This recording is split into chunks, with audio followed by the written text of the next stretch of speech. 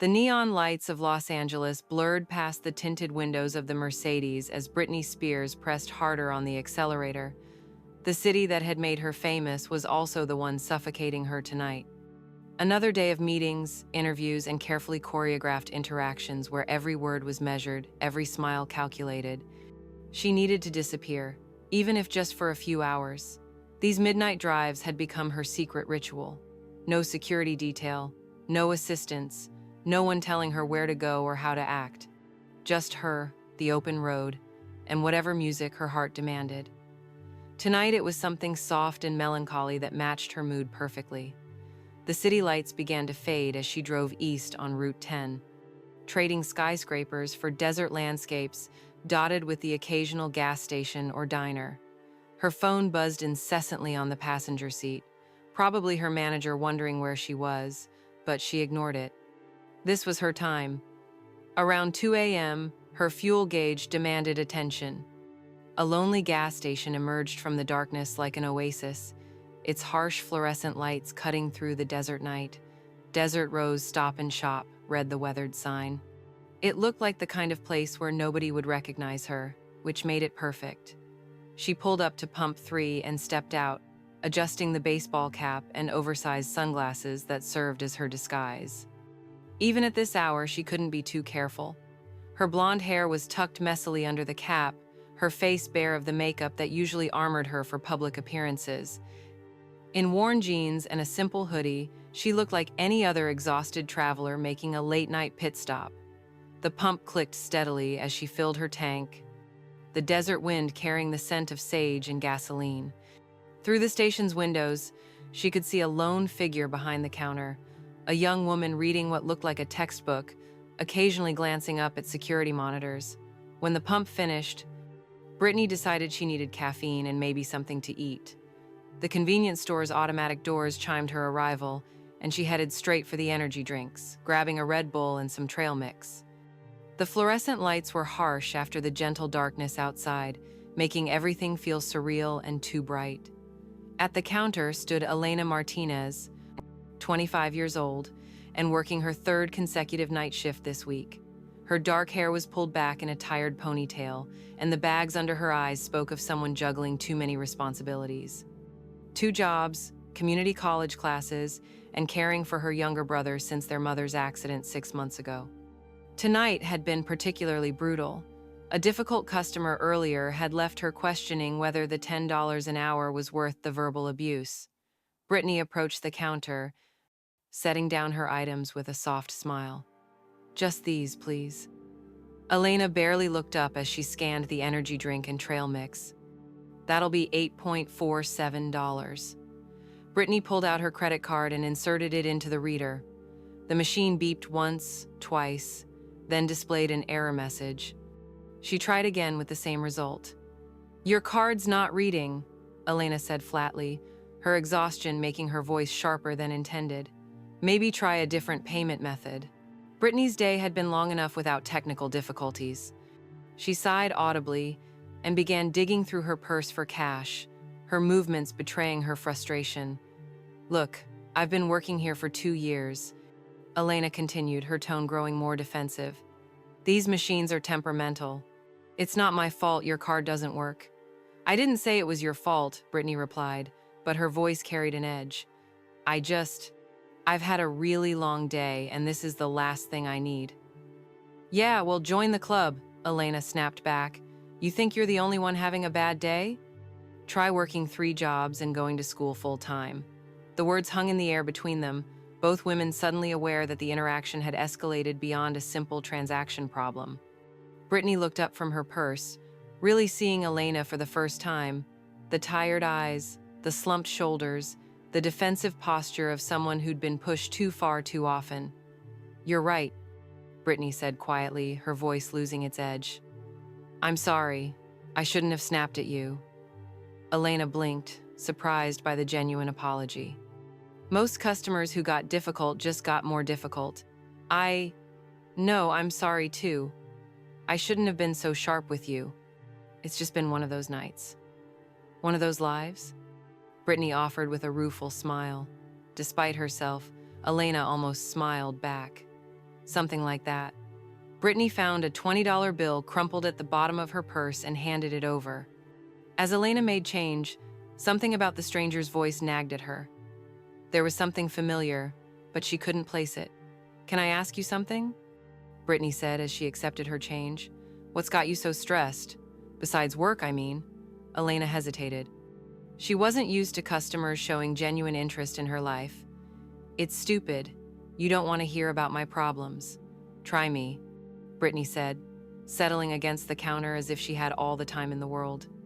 Sometimes talking to strangers is easier than talking to people who know you. Something in the woman's tone, kind but knowing, made Elena's defenses crumble. "My mom got hurt in a car accident 6 months ago. She can't work anymore, so I'm trying to keep us afloat while finishing my nursing degree. Some days I feel like I'm drowning, you know." Britney nodded slowly. "I do know. Maybe not the same circumstances, but that feeling of everything being out of control, of everyone depending on you to be strong all the time." "Yeah, I know that feeling. You seem too young to sound so tired," Elena observed, studying the woman's face more carefully. "Age is just a number," Britney replied with a laugh that didn't quite reach her eyes. "Life can wear you down at any age, especially when you're living it in public." "In public?" Britney caught herself, realizing she'd said too much. "I just mean when everyone's watching, waiting for you to mess up, when you can't have a bad day without it becoming everyone else's business." Elena nodded thoughtfully. "That sounds exhausting. What do you do for work?" "Entertainment industry," Britney said vaguely. "You could say I perform for a living." "That must be exciting though, right? All the glamour and fame?" Britney was quiet for a long moment, considering how to answer honestly without revealing too much. "People think fame fixes everything, like success is this magic wand that makes all your problems disappear. But really, it just gives you different problems, more complicated ones. Such as never knowing if people like you, or for what you represent. Never being able to have a normal conversation with a stranger without worrying about what they might do with that information later." Britney paused, then added softly, "Never being able to fall apart in private because someone's always watching." Elena felt something shift in her chest. This stranger was speaking truths that resonated deeper than small talk should. "That sounds incredibly lonely." "It can be," Britney admitted. "But tonight, talking to you, this feels real. Honest. I can't remember the last time I had a conversation this genuine." They stood in comfortable silence for a moment.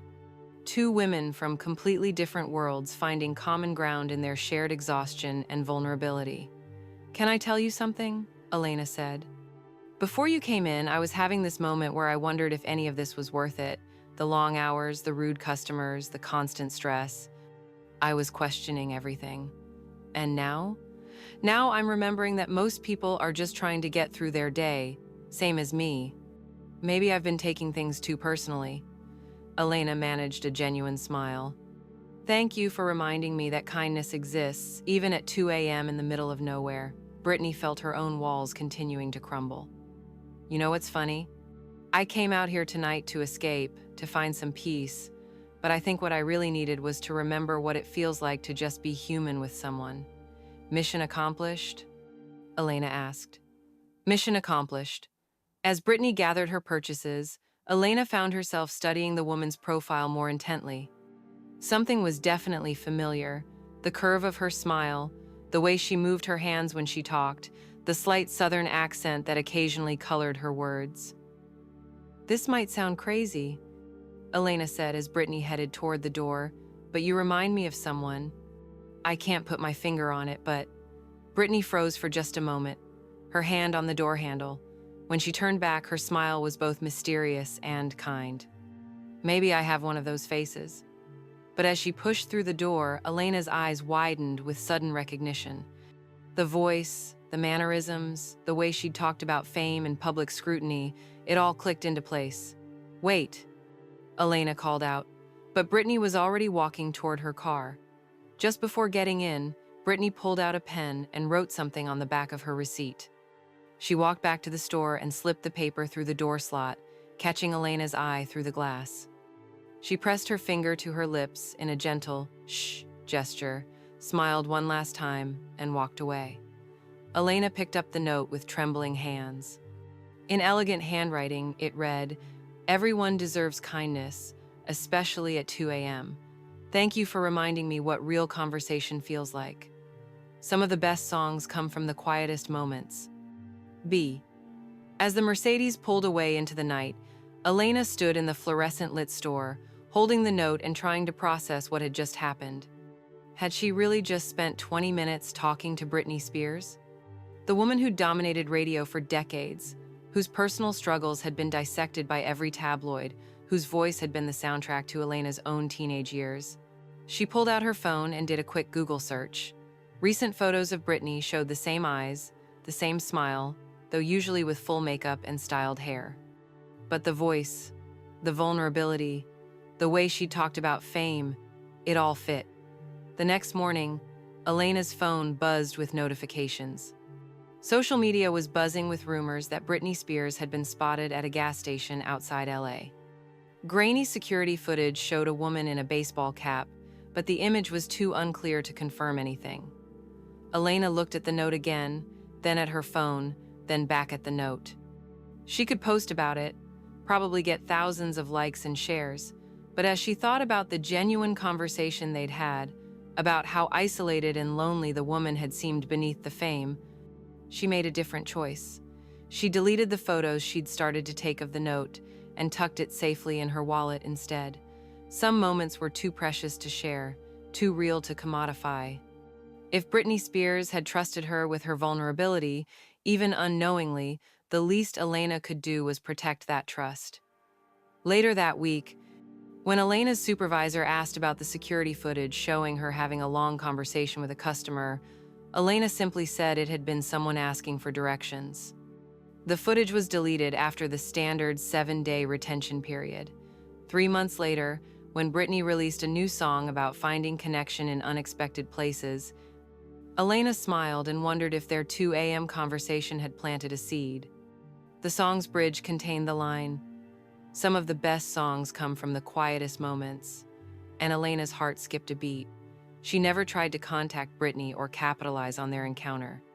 But sometimes, during particularly difficult night shifts, she would pull out the note and remember that even the most famous person in the world could feel lonely and lost, and that sometimes the most meaningful connections happened between strangers in the most ordinary places. The Desert Rose Stop and Shop remained just another gas station to most travelers, but for Elena, it would always be the place where she learned that everyone, no matter how successful or famous, just wants to be seen and understood as a human being. And somewhere in Los Angeles, Britney would always remember the young woman who had treated her like a person first and a celebrity never, giving her the gift of genuine human connection when she needed it most.